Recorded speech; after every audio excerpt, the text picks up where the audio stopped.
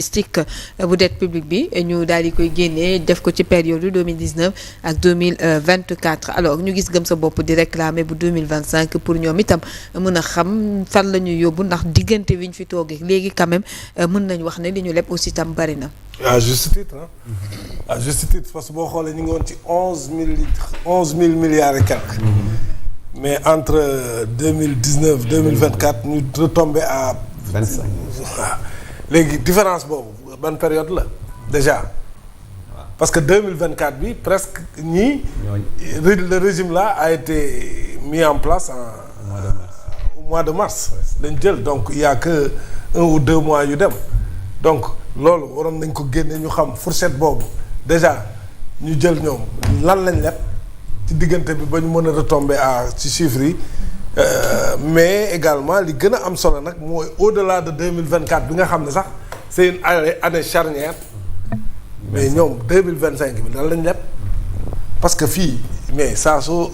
ñaari fan yu ne nga gis le Sénégal xaw ma enlève à lever xaw ma ñaata milliards combien de fois tu l'as vu Sénégal lève mais yooyu yëpp ay bor la donc li gëm waa gëm sa bopp wax dëgg la de c'est-à-dire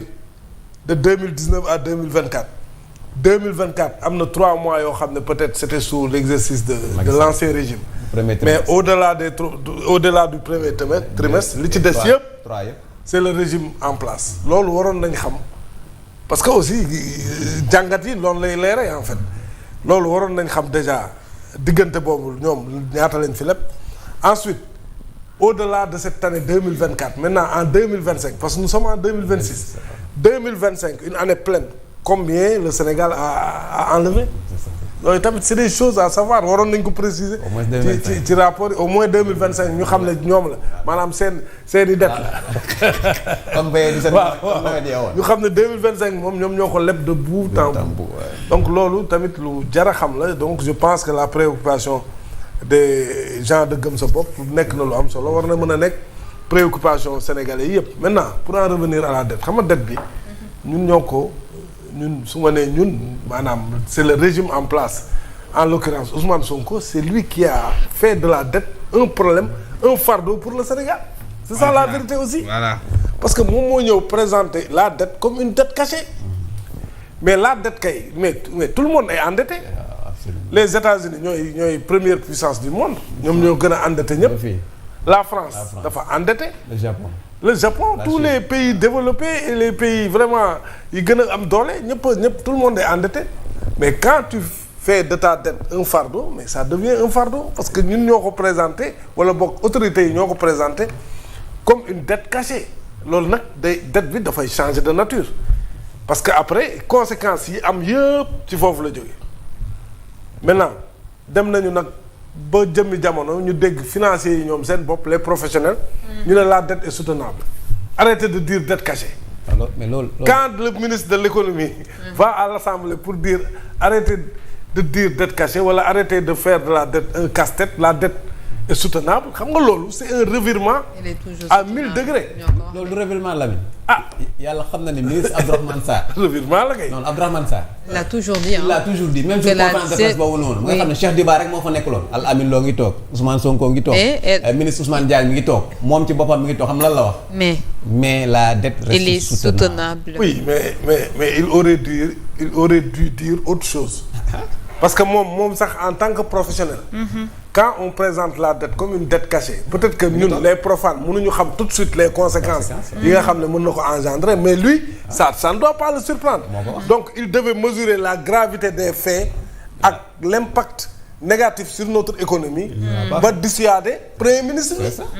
wala boog bu ko mënul dissuader mu bañ a toog foofu comme peut-être Diba l'a fait voilà c'est ça maintenant loolu nag ça porte une responsabilité parce que aussi bousiller l'économie d'un pays comme ça sur des balivernes si yoo xam ne yow tegoo ko fenn yow bi nga koy wax yow même les professionnels xam nañ ne li ngay wax nii waxuwul tegoo ko fenn waxuwul nañ waxante dëgg te ñoom xam nañ l'impact négatif bi muy am sunu économie mais malgré ça on le dit parce que simplement on veut ramasser des gains politiques parce que ñu ngi jub élection législative mais loolu tamit c'est inacceptable c'est-à-dire mënuñu nërmeel économie parce que simplement on veut avoir la majorité à l'Assemblée. bu doon un pays sérieux tous ces gens-là rendront des comptes. am na gars yu ñu fi jàpp nii di leen malmené yóbbu leen ci prison yi ñoom Modou Gueye ak yooyu. defuñu dara ñii li ñu def moo ëpp. parce que tey le Sénégal a vu ses notes dégringoler à telle enseigne que bu ñuy leb c'est dans des conditions très très défavorables. dem nañ ba laal TRS ke.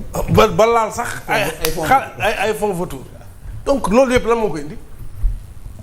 présentation dette cachée ñu ne leen prouver leen ko boobu ba léegi mënuñu ko prouver boobu ba léegi FMI téye na ay loxoom parce que aussi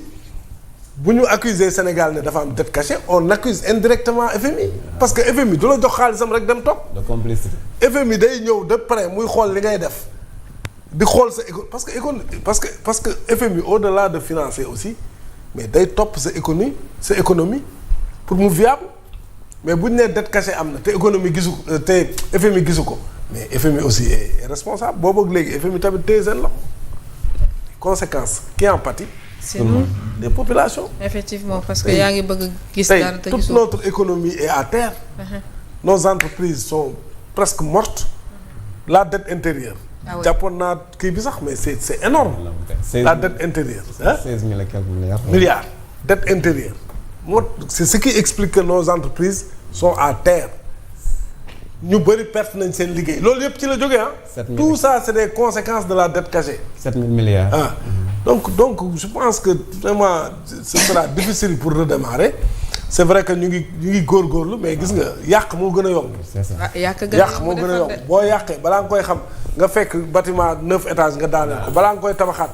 ça va prendre encore du temps et c'est ce qui s'est passé avec notre économie c'est désolant mais il faut que nos hommes politiques par rapport à leur discours aussi il faut qu'ils soient plus responsables et plus véridiques. C'est important merci beaucoup oui et surtout li ci gën a doy waar sax on peut accepter sax moo nañu dette cachée amul problème mais ça de là à revenir pour nous dire que oui en le disant c'était un homme politique et qu'il n'avait pas tous les leviers c'est ça qui n'est pas sérieux et loolu mooy de la trahison parce que ba nga koy def yow waxoo ko woon pour l'intérêt supérieur tu avais des visées électoralistes et loolu c'est du faux et moralement c'est inacceptable ak ku mu mën a doon parce que réew mi kenn waru ko mën a fooye surtout fi réew mi toll ak fi mu tàbbi aujourd'hui alors énormément mu ñu tàbbi ci ay maintenant li ma bëggoon daanelee ci dette bi rek mooy dette aussi il faut que les gens soient courageux parce que il faut qu'on ait une solution parce que xam nga lii mënul kon ni on ne peut pas continuer éternellement à aller emprunter à des taux élevés ñëw juste pour pour gérer le quotidien. Le quotidien mooy gérer les salaires voilà taf yëngal mais loolu amul mucc léegi nag mooy dette bi il faut ñu xool une bonne fois comment faire pour dépasser cette situation là te loolu nag courage la su fekkee dañu war a restructurer mais buñ ci ragal dara nañu restructurer bu fekkee moo ëpp avenir su fekkee am na beneen yoon keroog ministre wax na beneen terme xaw ma lan j'ai oublié le terme qu'il avait utilisé à l'Assemblée xaw ma waaw mais du restructuration waaw dette aménagée xaw ma aménagée bon mais l'un dans l'autre moi je pense que daal il nous faut un plan boo xam ne à terme non seulement dinañ fay bor bi mais dinañ génn ci situation bii nga xam ne vraiment ça plombe notre économie. je suis désolé nag Lamine mais pour maintenant régime bii ak mandat bi ñu am ils ont fait un faux départ maanaam régime mu Bassirou Diomaye Diakhar Faye bi ak mandat bi mu am. Lamine xanaa beneen mandat.